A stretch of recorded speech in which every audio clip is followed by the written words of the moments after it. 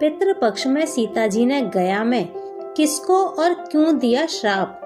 सनातन धर्म की मोक्ष स्थली गया जी में विष्णु पद मंदिर है, लेकिन विष्णु पर चढ़ने वाला तुलसी का एक पौधा भी वहां नजर नहीं आएगा।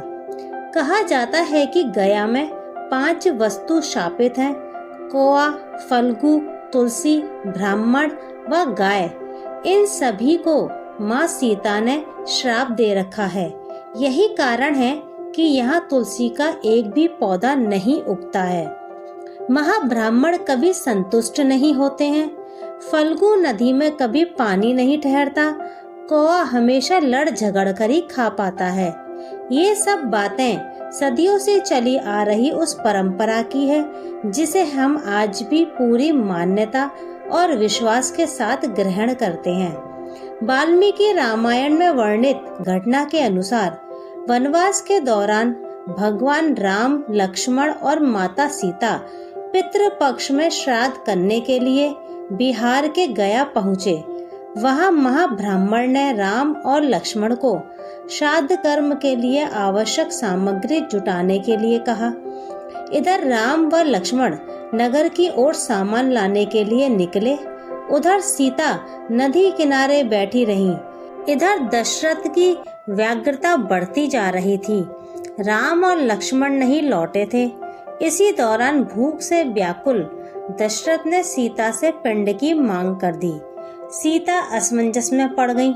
सीता ने दशरथ की व्याकुलता को समझते हुए यह निर्णय लिया कि वह स्वयं अपने ससुर दशरथ को पिंडदान करेंगी। उन्होंने फल्गु नदी के साथ साथ वटवृक्ष, कौआ, तुलसी, ब्राह्मण व गाय को साक्षी मानकर स्वर्गीय राजा दशरथ का पिंडदान विधि विधान के साथ किया। जैसे ही उन्होंने हाथ जोड़कर प्रार्थना की तो राजा दशरथ ने सीता का पिंड स्वीकार कर लिया। सीता इस बात से प्रफुल्लित हुई कि उनकी पूजा दशरथ ने स्वीकार कर ली है। राम जब लौटे तो उन्होंने सीता पर विश्वास नहीं किया। वो इस बात को मानने से इनकार कर गए। उन्होंने कहा कि पिंडदान पुत्र के बिना नहीं हो सकता है।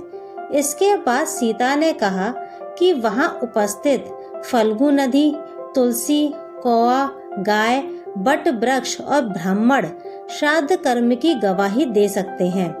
राम ने जब इन सब से पिंडदान के संबंध में पूछा तो फल्गु नदी, गाय, कौआ, तुलसी और ब्राह्मण पांचों ने झूठ बोल दिया। सबने एक स्वर में गवाही दे दी कि सीता ने कोई पिंडदान नहीं किया है। लेकिन बट वृक्ष ने सत्य का साथ दिया। उसने राम से कहा कि सीता ने सबको साक्षी मानकर विधि पूर्वक राजा दशरथ का पिंडदान किया है। पांचों साक्षी के झूठ बोलने पर सीता ने क्रोधित होकर उन्हें आजीवन श्राप दे दिया। फल्गु नदी को श्राप दिया कि वह सिर्फ नाम की नदी रहेंगी, उसमें पानी नहीं रहेगा। इसी कारण फल्गु नदी आज भी गया में सूखी है। गाय को श्राप दिया कि गाय पूजनीय होकर भी सिर्फ उसके पिछले हिस्से की पूजा की जाएगी और गाय को खाने के लिए दर बदर भटकना पड़ेगा। आज भी हिंदू धर्म में गाय के सिर्फ पिछले हिस्से की पूजा की जाती है।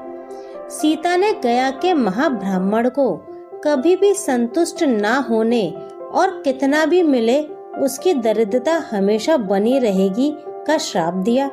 इसी कारण महाब्राह्मण कभी दान दक्षिणा के बाद भी संतुष्ट नहीं होते हैं। सीता ने तुलसी को श्राप दिया कि वह कभी भी गया की मिट्टी में नहीं उगेंगी।